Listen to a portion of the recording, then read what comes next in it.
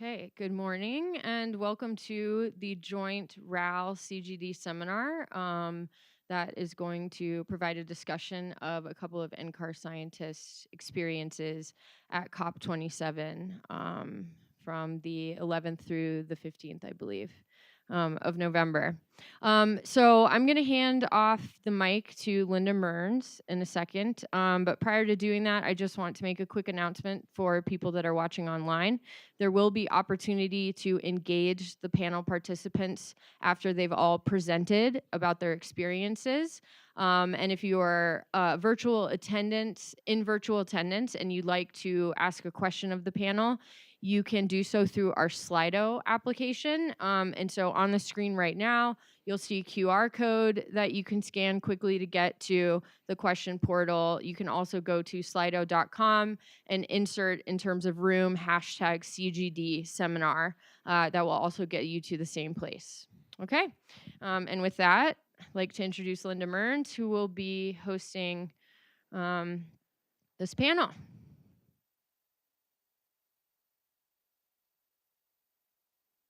Lovely. Sorry about that. That's all right.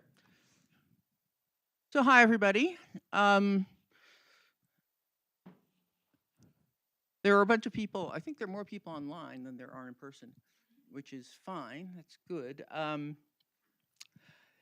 So I've attended a number of the COPs in the past, and I'm also the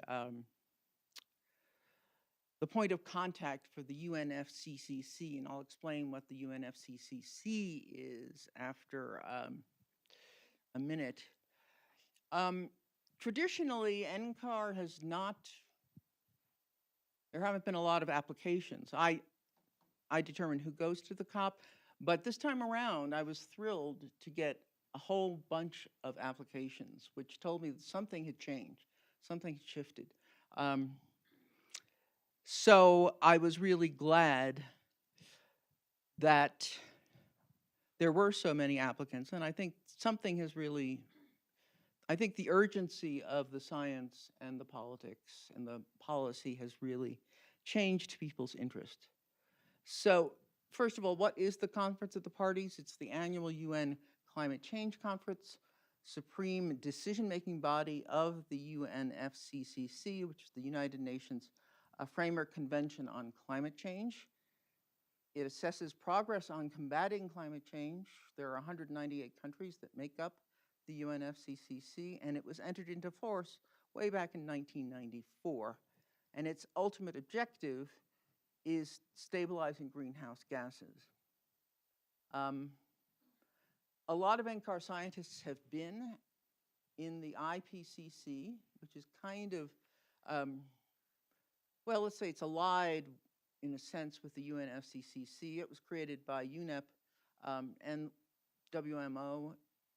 The first report was put out in 1990, and it's set up by the UN to provide policymakers with regular scientific assessments on climate change, and it informs the activities of the UNFCCC. So the IPCC reports are important scientific documents that influence how the COPs conduct themselves and what are their major issues. So the COP27 main messages I'm going to go through. COP27, you can say all of this is kind of based on the Paris Agreement that was decided in Paris in 2015. And then the COPs that went after that provided further details and tried to get more countries involved in the COPs. So the Paris Agreement was the situation where there was the establishment of 1.5 degrees as the important threshold above which we should not let the global temperature go because that would result in non-trivial damage, but certainly established that we should stay below 2 degrees. So the main messages of COP27 were actually quite different from the earlier COPs. Quite different from the earlier COPs. I've just been, Monica just signaled to me that I can't really I need to hold the microphone better, and you'd think after all the talks I've given, I would have remembered that, but it's the day after Thanksgiving break. Okay, so the big difference here is the establishment of the funding mechanism for loss and damage. Loss and damage is a very, very big topic in the COPs. And something very different happened this year. Loss and damage really is talking about compensating developing countries for the losses and damage caused by anthropogenic climate change. And I find it very interesting because it's clearly a situation where science and social science and vulnerability work becomes really very tightly coupled, because it's through attribution research that we know to what degree the greenhouse gases that the developed world have put into the atmosphere that has then affected primarily developing countries and caused loss and damage. So this has been a very controversial topic, but it finally came to fruition this year. It was finally determined how the fund, it needs to establish how the fund will be administered, who will pay into it, and which countries will receive funding. But it actually first finally established the funding mechanism. Now, interestingly enough, the US has been very resistant to being involved in this, because the US in particular has been very concerned about, well, there's no simple way to, lawsuits in which they would be held responsible in a legal sense for the damage that has occurred. So, interestingly enough, at the 11th hour in the second week, the US reversed its refusal to support this on Saturday afternoon. And it's very interesting that that finally happened. And exactly why it happened is something that requires further exploration. So great that they set it up. However, how the fund will be administered, who will pay into it, and which countries will receive funding, that's all left up there, which will be determined during this year and also in COP28, which is being held at, amazingly enough, the United Arab Emirates. Okay, other things, I'm going to rush through this sort of.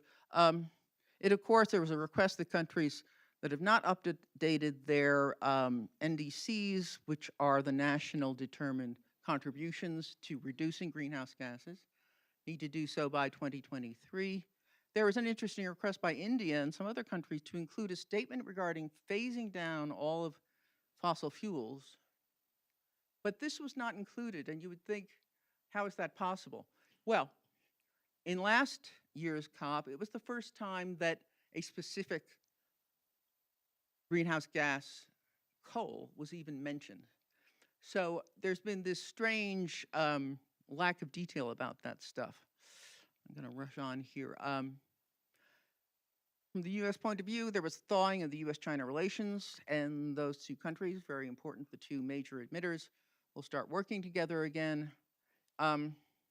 Most countries signed up for the methane pledge from COP26, which requires a reduction of 30% by 2030.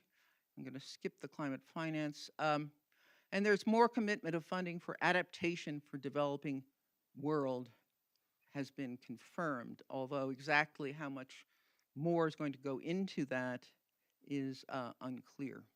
There was also a reference to tipping points directly from the IPCC Working Group 1 report, the risk to tripping feedback loops that will lead to rapidly escalating effects. And there was more concern about establishing clean, healthy, and sustainable environments. So in sum, it's kind of like great that there was this decision to include the loss and damage, but there it seemed to be somewhat more of a weakness in terms of getting countries to really reduce their greenhouse gas emissions. Okay, without further ado, our panelists are here. Some of them are here, some of them are remote. Alessandra Ramos Valle will be speaking first, then Amy De Castro from RAL, Mari Tai over there, Peter Lawrence, and then Sude Kamali from the ASP, who's also remote. So Amy and Sude are remote, and I'll turn it over to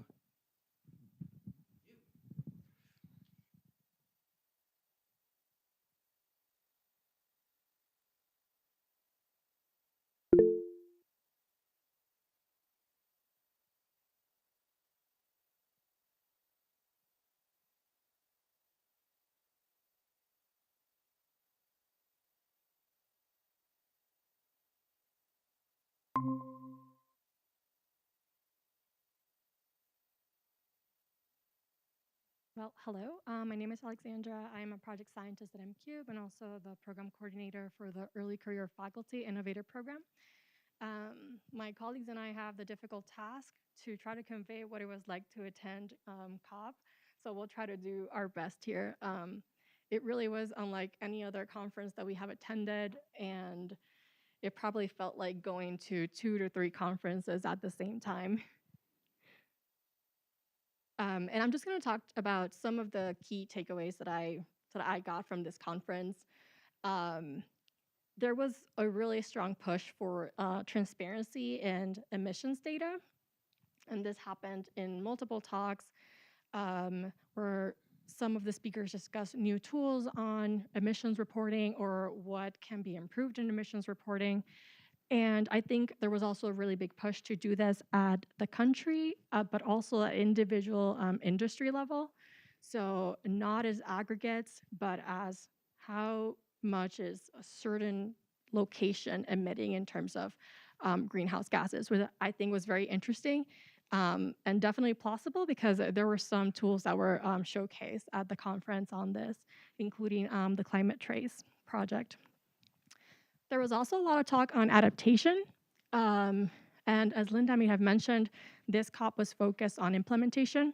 So there was a move from being reactive to actually preventing loss and damage. And that was talked a lot in the different sessions. It was also mentioned sort of the growth or the continued growth in the adaptation gap between developed and developing countries. I think that was a recurring theme in many of the talks that we attended of the differences between developed and developing countries. Some of the things that were mentioned that might be of interest to us as scientists were gaps in the literature and gaps in data. So it was mentioned that there were data gaps, particularly for small islands, really pointing to the need to do more sort of regional studies and the need for improved observations, downscaling, and like sea level rise projections more localized at scale. Another thing that I found very interesting was the mention of maladaptation, which I think is something that we don't really think about. And so these are unintended negative consequences of adaptation measures. And this was also communicated as an understudied area of research, which also speaks to gaps that we as scientists in the climate and atmospheric science arena can work through. And I think the main thing that I got, or the main impression that I got from this conference, was seeing the variety of people and fields that were involved in this. So we're often in our little research bubbles, but when it comes down to like implementing our science and making our science actionable, it's really good seeing all the parties involved, and this included government. We got to see many government officials from the US and also from every other country. There was a large presence of the private and financial industry. Should probably take this off. Which I don't know if it was any different from the past COPs, but I think this COP had a huge focus on finance. Again, probably speaking to the fact that it was the implementation COP. And I think a lot of the discussions that happened really boiled down to, okay, how are we paying for this and who is paying for this? And also having press and media. The press was everywhere. Every country, every group, every community group was conducting interviews to their own speakers and their own groups, but also to everybody who was in attendance. And I think that is excellent because it didn't only stay there everything that happened at COP was also shared around. And I just think that these are the things that we really need to affect change. And it was very encouraging as a scientist to see all of this happening. And with that, I will move on to Amy.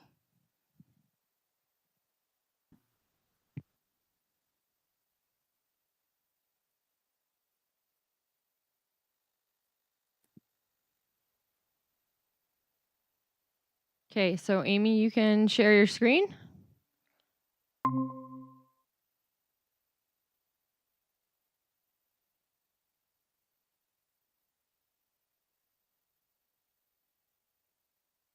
Okay, and if you want to put that into, yep, perfect. Thank you.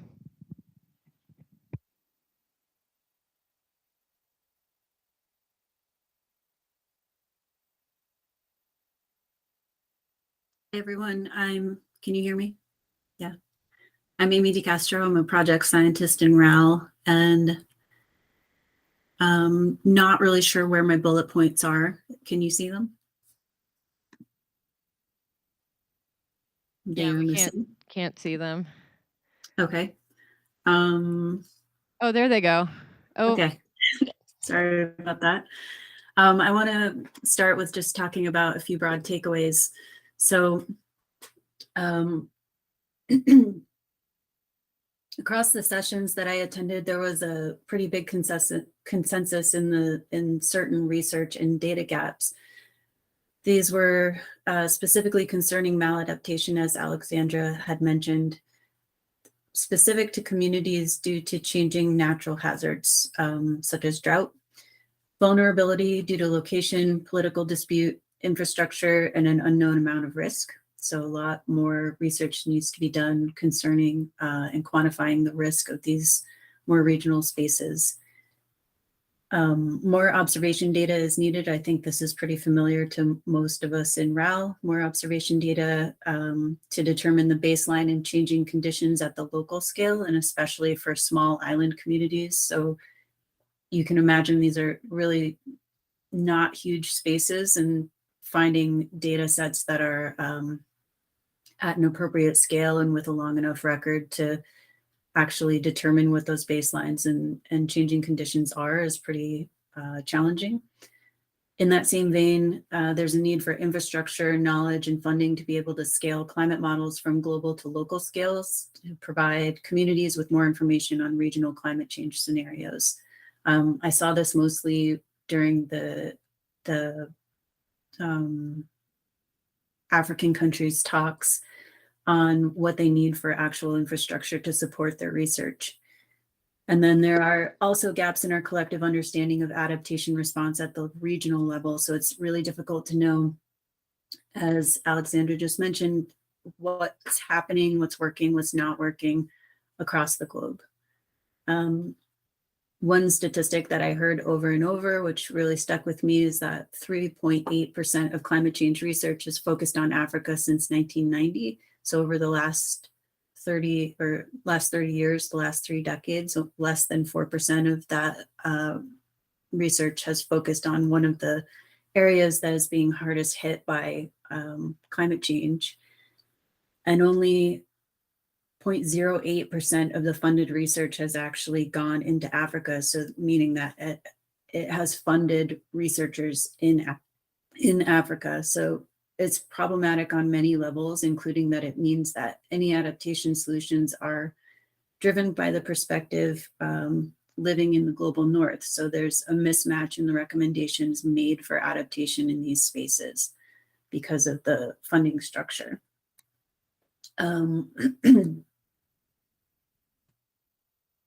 So my research interests are in forestry, and I've begun to integrate traditional ecological knowledge in my work. So I sat in on several talks concerning Indigenous communities and deforestation.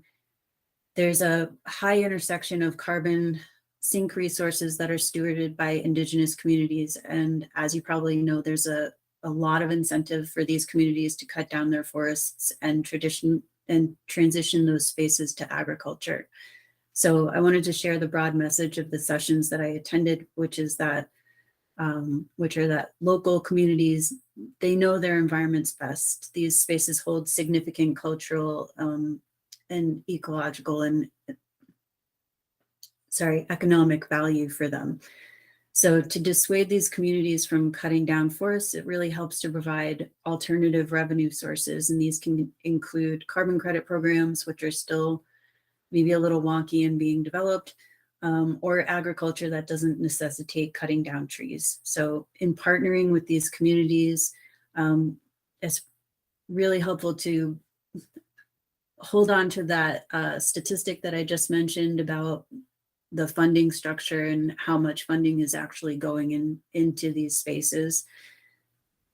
It helps to adapt your work style, give yourself enough time when you're structuring these projects and working with these communities to establish what your communication schedules are going to be, what the structure of that communication is going to be like, what these different communities' needs are.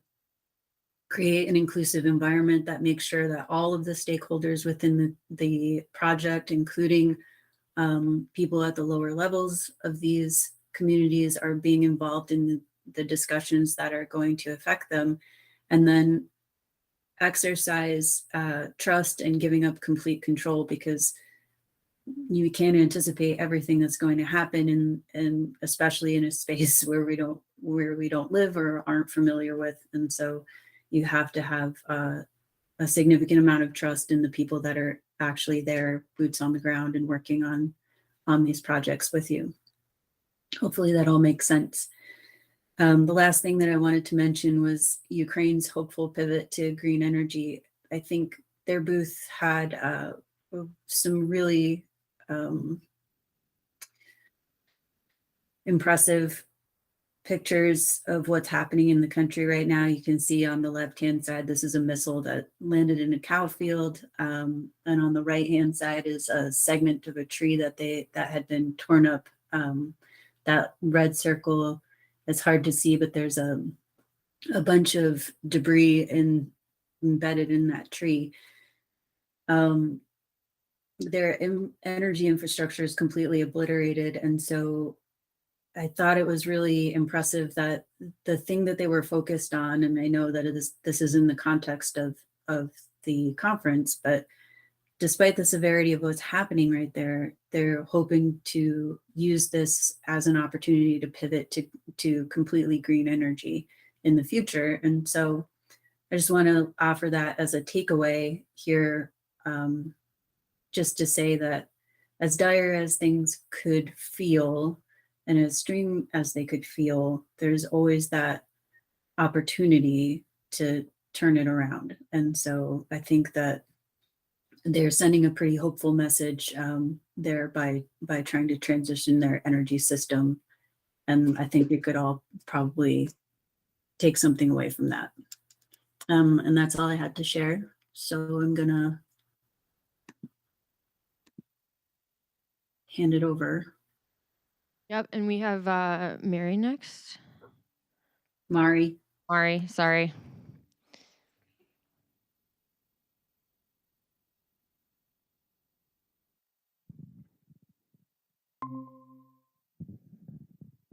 Okay, thank you. Hi, I'm Mari Tai. I'm a project scientist here in RAL. And I'm going to start from kind of the first impressions that I had. It was almost overwhelming in some ways, though. It was a bit like a trade fair, and Linda had mentioned that to us, that there's just so many people and so many things going on. And so I kind of, with all of these pictures, I don't expect you to pick any one thing out. It was really to give that impression of just the busyness and the vibrancy of everything that was going on, the opportunities to see people. What I felt was simultaneously very encouraging and wonderful, and yet incredibly sad, was the amount of youth activism and youth engagement. They are so articulate about what they're facing, and I wish I'd been that articulate at 11, and I am devastated that they have to be that articulate about what needs to be done. On the other side, there was just this opportunity with the trade fair opportunity. There was just so many people around. There was so much opportunity to engage and so many different ways in terms of the art installations, the different booths that had people talking and presentations. And the picture in the middle there is made from discarded pill packets. And there was a whole booth, I think it was from Turkey, and this artist had done various different portraits made out of leftover material. And then, of course, there was the more official UNFCCC section that had the presentations and the negotiations, the discussions, the parts that we were only really allowed to, we were observers at. But again, there was just so much movement, so many people there, and so many opportunities to hear different perspectives of how our science is being used and put into practice. And of course, I managed to get trod on the toe by Nancy Pelosi's bodyguard, so that's my moment of fame. I couldn't see, we didn't get that close to Biden. I was 400 people back from him, so that was that. So then there's also the blue zone. So there was the blue zone, which is the zone for observers. And one thing that was told to us by a number of people who've been there before is that this was different from other COPs in that it was quite separate. The green zone and the blue zone were not contiguous. There was no public. It was out in the desert. You had to get there by taxi or by bus. And I didn't get to visit any. I wasn't approved to go to the green zone, so I only experienced the small village that was the blue zone. And even within that, there are basically 3 main zones. There's the UNFCCC, like I said, the area that we were just observers, that the main discussions are going on, and the policy and the politicians and the main discussion, the observer networks are the people who are allowed to make the main comments. There are the pavilions, which are where all of the kind of the trade fair element is, and where there is a lot of opportunity there for discussion and presenting your science at an immediate level. You can talk to anybody who's there on the street. You can be attend the side events, ask questions, but those side events are slightly separate from the official UNFCCC side events that are thematic. And there was an action hub, there was a climate hub. I can't remember the name of all of the different hubs, and that's where the press were a lot of the time. And each of those, I would say, there are opportunities for our science to be used and for us to communicate. But the most direct opportunity is in the side events. That's actually, I would say, probably initially are the most where I got my science across to people was within the pavilions, by talking to people who were there, by attending events, but also by asking questions at the side events. But in terms of future COPs, there is more opportunity for us to present our science and how that impacts people within the side events. There are opportunities in the observation zones, but mostly in terms of you have to be invited to speak. And so I think some of this requires building relationships and building knowledge and attending several COPs to get that relationship going. And also continue a lot of work throughout the year ahead of time, helping to develop the documents that are going to be discussed in that observation zone, and getting to know those people. But also with the side events, that requires a lot of discussion and collaboration throughout the year to get known and for people to think about inviting us to be part of the side events. I don't think NCAR is going to be successful developing a side event on its own. And then finally, my key takeaways, I pick up on a lot of the points that Alexandra and Amy have made in terms of the risk and resilience. The adaptation was at the heart of it. And coming from my background, I'd say that infrastructure is really where we need to be, where the messages I was taking, infrastructure that needs to be built, that needs to be adapted, and the huge data gaps that there are that need to be filled.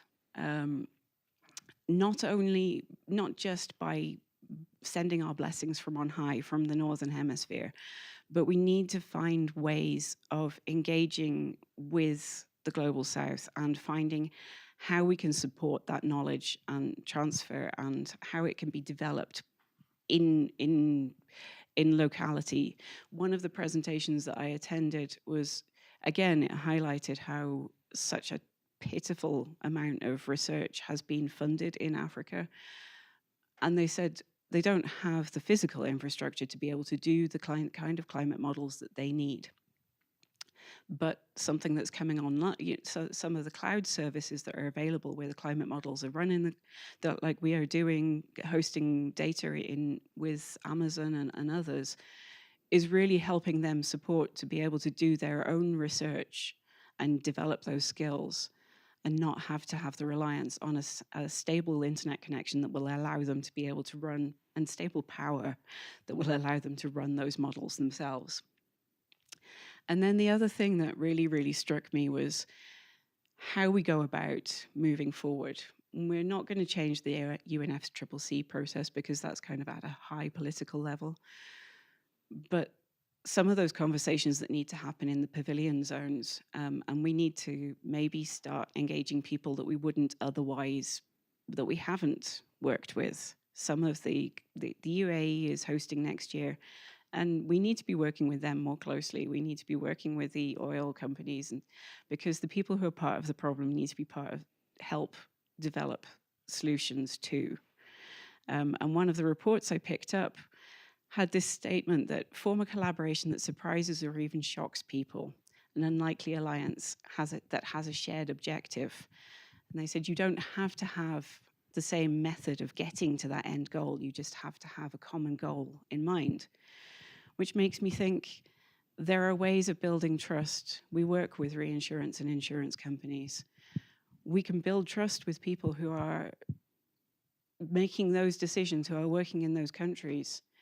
Maybe we can get them to run high-resolution regional climate models and get them to share the data with people who need it, make that data public. But by building the trust in the science, we can help direct the future of the actions. And so with that, I'll probably hand over to Peter.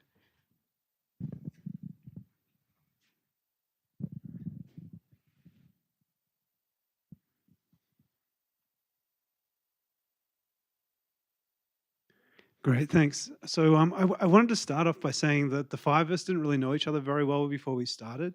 And what was really great about it was we came together. We worked really collaboratively to try and understand COP, because like when you first get there, COP is so confusing. And so the five of us worked together to try and work out, well, what is this thing called COP? And what are all the events that are happening? And so one of the interesting things is sort of like taking it back to, well, what is and Linda did a great job going through, what is the convention? And who are the actual the parties, the conference of the parties? Who are those people who are going to be attending? And one of the interesting things is like there was over 100 heads of state and government actually at the meeting, 35,000 participants, and there were, all of these pavilions that you've sort of been going through. One of the other things that's really interesting is each day has a theme, and so we were there from 15th through to the 12th, and we had some sort of side stuff on the 13th. And you can sort of see Energy Day, Biodiversity Day, Solutions Day, Decarbonization Day, Adaptation and Agriculture Day. And so that was where we were sort of sitting in there. But I think Alexandra said, basically there are 3 meetings going on at the same time. So what happens is there's a government level meeting going on. There are all of these, I guess there's a lot of the pavilions where you have both industry and all these NGO partners coming together. And then there's actually the operation of what's going on behind the COP in terms of documentation and understanding. So I'll tell you just a little bit of a feeling for what that's about. I don't want to go too much detail because you already saw this is the layout of the blue zone where we spent most of our time. And you sort of basically come in through here at the bottom, and this is the picture that Linda put up before. And you register, and then so you come into the pavilions area. And so this is sort of all of us in the pavilions to start with. And then in between like all pavilions, there's sort of the protests going on, and there's like people having food, and it's kind of like a little bit like Disneyland or something like that. You kind of millions of people. But then you've also got out here in that zone there where we've got all of the plenary sessions. So this is like the group of us waiting for Biden to come on stage. And so you've got all those elements. And so you have this sort of really interesting component where you're seeing all these high-level government officials. So we have Ed Markey and Ben Cardin, and then the Sheldon White House, all there sort of were there in the State Department pavilion, the US pavilion. But we also could see people like Kerry while we're out there. We had a really interesting discussion, about what Biden was like trying to present. But other weird things happened. Like, I was at the WWF pavilion when the president of Ecuador turned up, and here he is, like in bottom section here, with 2 indigenous members from the Amazon. And he was like collectively there saying basically humanitarian security is incredibly important. The other side of it is this WWF meeting here. These are all high-level African country government officials. So they're the members of the government officials. So there's that high level you see. Sorry, Linda, you okay? I'm good. Okay, but also like the Egyptian president was there as well. So then we looked at more technical components, and one of the things that's coming out of this COP was actually looking at this global stocktake.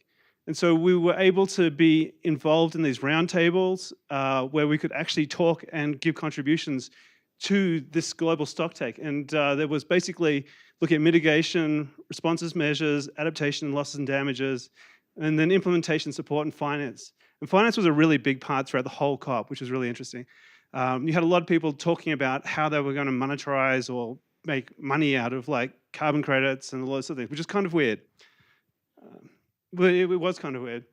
But there's also this implementation of future labs, which was really interesting as well. We got to see a lot of presentations by groups. So this is coming out of the 6th assessment report. This is Working Group 3's presentation. So we went through that and looking at, again, maladaptation, looking at transitions to adaptation. So this picture here was actually a Ugandan farmer who was representing a union of farmers who were looking at indigenous solutions to agricultural practices and going back and relearning things that they'd forgotten about how to do agriculture. And that was really sort of exciting. And then going across the pavilions, like the nature zone was really fabulous. But the Indigenous Peoples Forum, again, the Ukraine pavilion really affected me deeply as well. I was really taken back by the Ukraine. And what we can see here is like we were working as a group together, which was really a fabulous element to what we did. There's Amy and Murray out the front of the WWF. And then for me personally, because I am working closely with WWF, I got to spend a lot of time in this particular pavilion and got to see a lot of the work that they're doing. So we've got this growing convergence research project now where WWF is one of our collaborators. So I got to meet lots of people that I would really like. So there's Carlos Nobre from, who's one of my sort of people I've always sort of wanted to meet. So I got to meet Carlos. Got to meet up with this guy here, I can't remember his name, but he was the UN ambassador for oceans, looking at coral reefs, and just seeing Indigenous people, like people who are being represented, was really fabulous. And I'm going to not go through all this as the final outcomes. Linda's already done a really great job of going through what the final outcomes of the COP meeting were in terms of what was negotiated, looking at the nationally declared contributions. All those elements are really interesting. But as observers, we didn't get to contribute to that element of it. So what you saw coming out from the press was like, we learned about that from the press as well. We were there amongst all of this chaos and craziness, but we didn't really know what was happening until we got home back to the hotel that night. And it was like, oh, and the other thing is there was no internet. The whole time we're trying to organize. No internet, no phone, no nothing. We were like continually scrambling. They just were totally overwhelmed. Nothing was set up properly. You probably saw there was no food. Like the first couple of days we didn't eat. Like there was no water. They eventually started giving out water like day 3, I think it was. But yeah, so it was chaos. I think there was one thing I saw in The Guardian. It said raw sewage running through the streets. Yeah, that happened. It was crazy, but it was a wonderful time. It was a really amazing thing. We were really excited we went. So I think I'll end it there and hand over to Sude, who's I think the last presenter. Yeah, I'm gonna try to share. Yeah, hold on. Let me stop sharing from this end. Okay. Okay. Sude, you can share your screen. And are you seeing my slides in presentation mode? We are now. Thank you. Great. Hi, everyone. I'm Suda Kamali, and I'm an ASB postdoc at NCAR, hosted at HAO and MCube. And just like everyone else, I'm going to just spend a little bit of time sharing with you my key takeaways from attending COP27 in Sharm el-Sheikh, Egypt. Coming from a background in aerospace, one of the things that I was really interested about was to see what are the promises and pledges that the aviation sector is going to be giving on reducing their carbon emissions. And right before COP27, the International Civil Aviation Organization had an assembly where all the members agreed on a long-term aspirational goal of net zero carbon emission by 2050 in support of the Paris Agreement. And all throughout the COP, there were talks and presentation where they talked about this goal and the solutions to move towards that, and then the challenges that they would be facing. And in the 5 minutes that I have, I can't really go into the details of that, but if anyone is interested, we can talk about that in the question and answer section.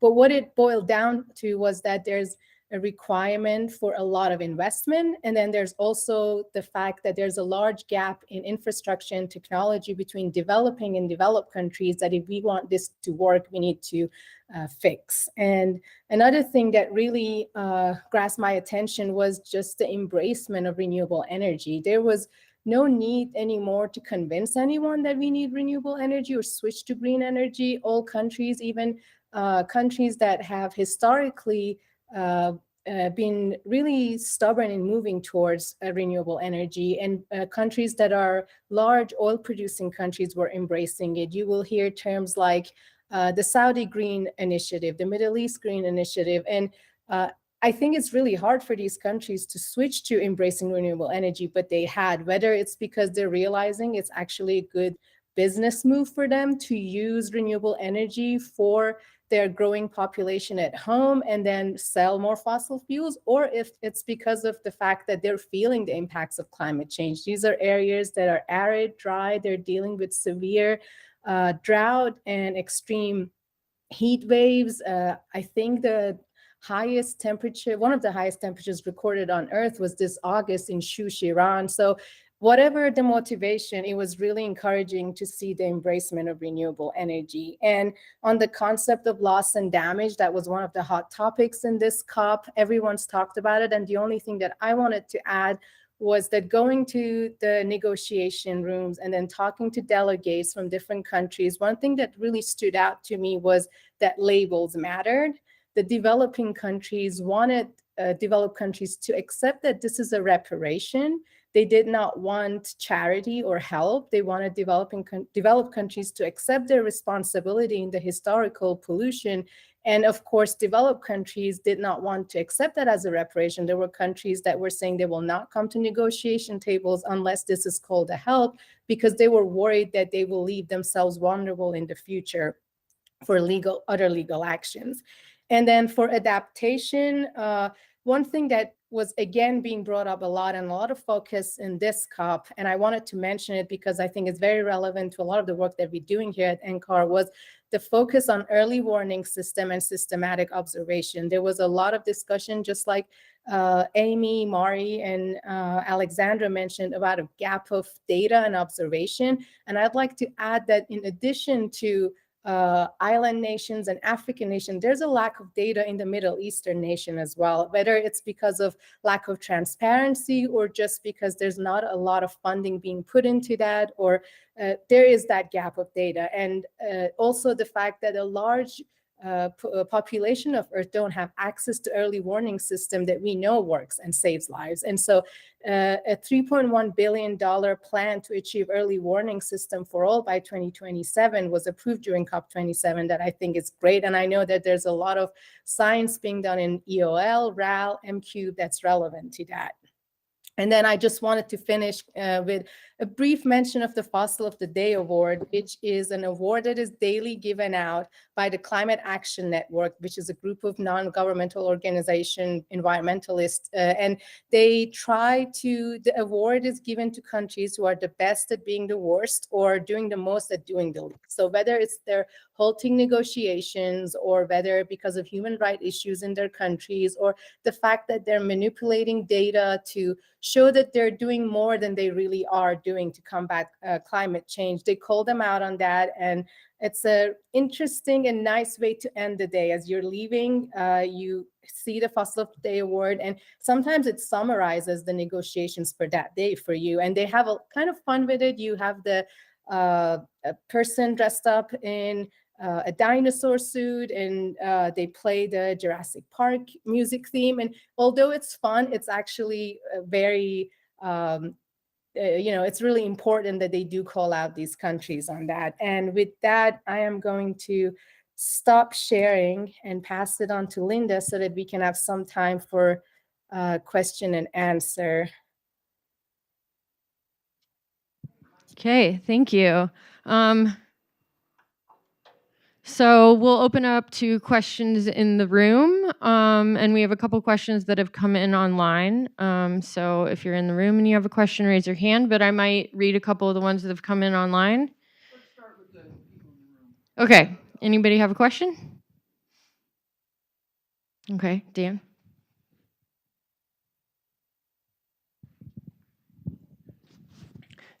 Thanks for those really excellent summaries. A couple of people mentioned maladaptation, which is not a concept I'm very familiar with. I was wondering if you could give a couple of examples or contexts in which that came up. Sure. Anybody who wants to answer can. I think a classic case of maladaptation is where you look at reforestation or afforestation, where you are solely looking at the carbon that you're trying to capture without concern for local indigenous practices or ecosystem health or habitat quality. So that's sort of classic one. Or maybe looking at biofuel production, where you're doing large-scale transformation of land and doing it for a particular outcome, which is like adaptation for a particular use, and without concern for all of the bad things that might particularly happen. You can think of other things, such as like in cities or other places where adaptation happens, but you end up with more energy production because like you're adapting by putting lots more air conditioning in. So those sorts of ideas. And another one might be like shoreline, the beach replenishment schemes, where you're doing something that is not natural to the environment, and it's just an ongoing process where you keep on having to bring in more sand that is not really serving anyone and is probably causing more problems further up and down the coast.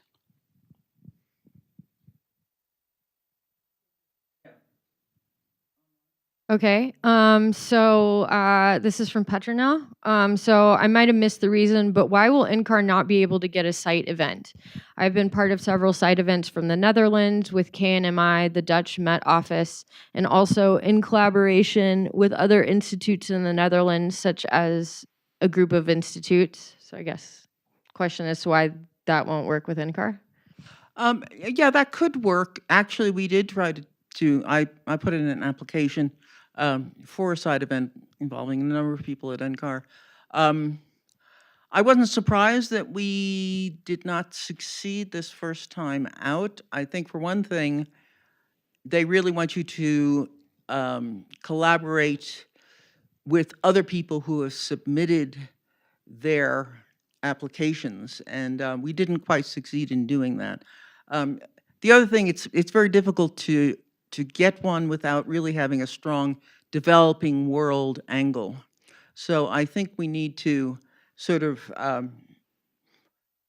work a bit harder, come up with the appropriate people to work with in developing world countries. And I think we can do that. We also probably didn't get started early enough to develop some of those relationships, but we can do that this time around. It certainly doesn't have to. I wouldn't expect it to be a solely NCAR event. As a matter of fact, we joined with several universities who had large sustainability programs. So I think we'll do better for COP28.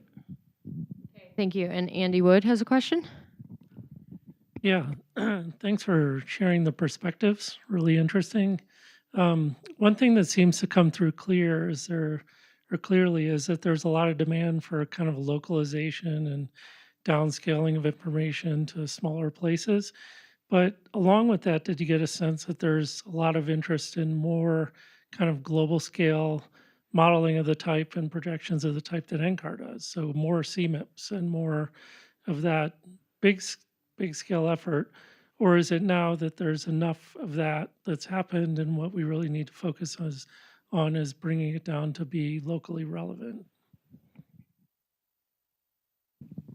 I mean, I think this is where the part where we mentioned multiple conferences going on at the same time really comes about, because in the negotiations, I think that is the type of like the science that we do more global scale is a type of science that everything else is like based on, like all the discussions, and it's sort of taken as a given.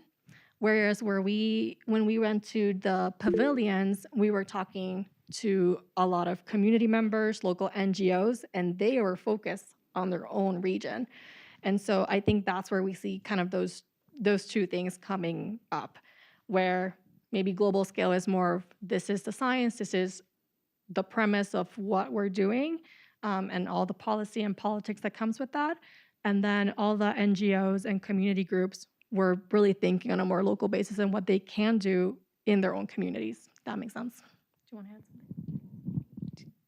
something? So, Amy wanted to say something online too.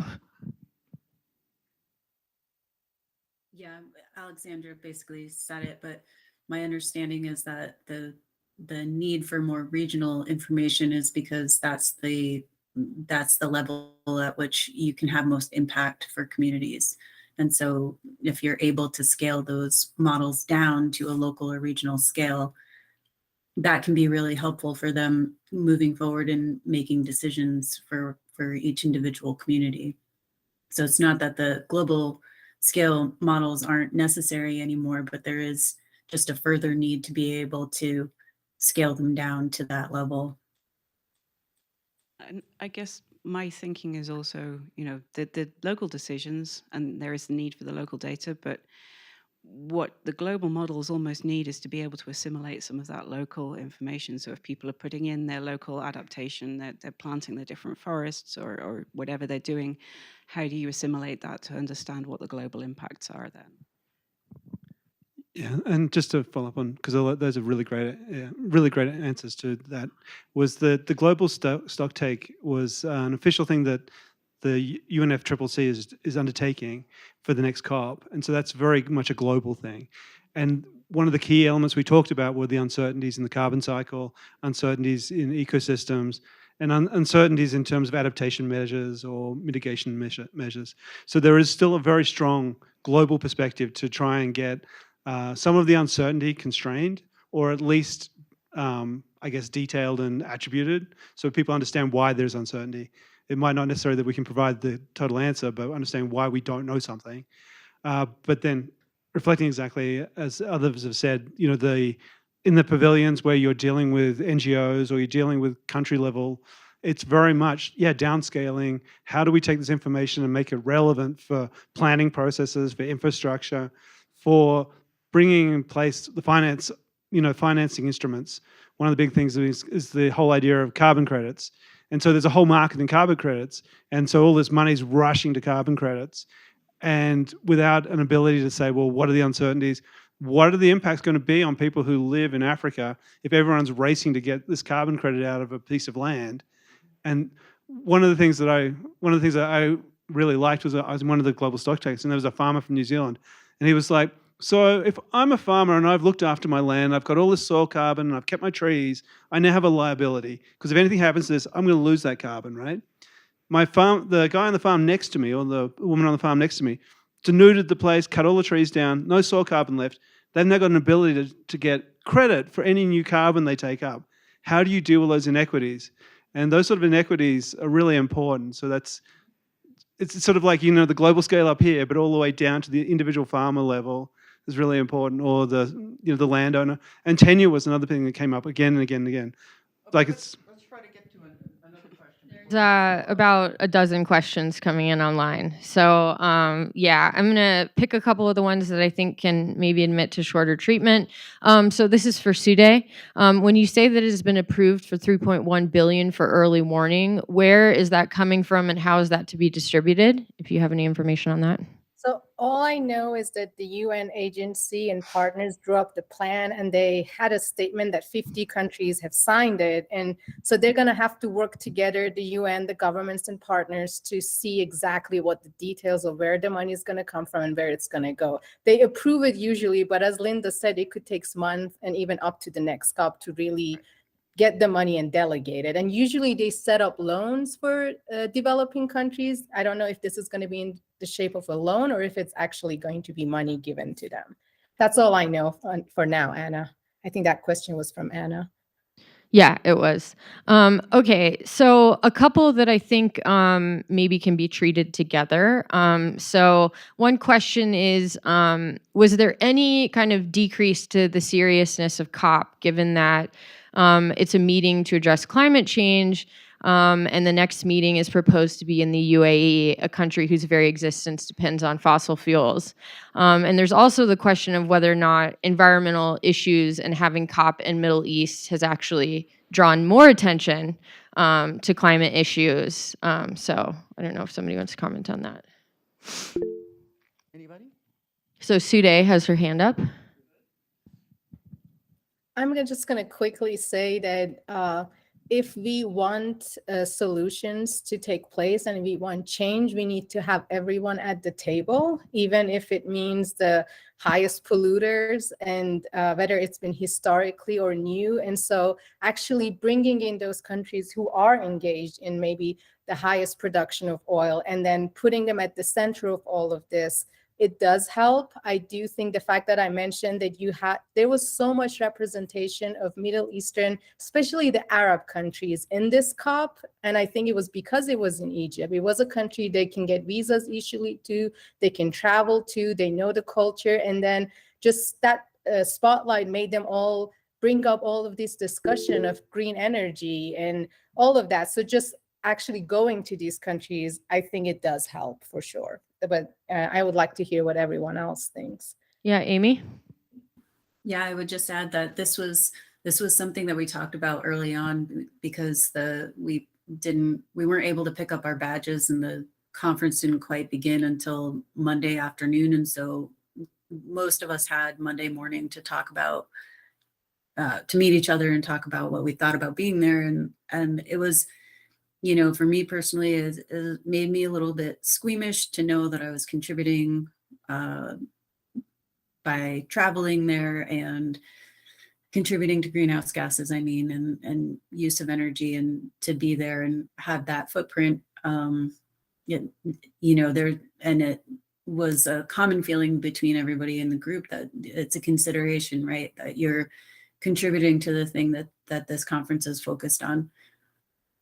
At the same time, I think that it does bring a lot of awareness. It brings exposure to those places. It allows them a different perspective to have all of these people there who are so focused on this problem. And I think especially the young people that were there helping as interns, they were really energized, and that was great to see. And being able to network with everyone who was attending was really important. And I really hold those relationships that I made pretty dearly, because I think that you can have a lot of influence from our platform with those young people if you put the effort in.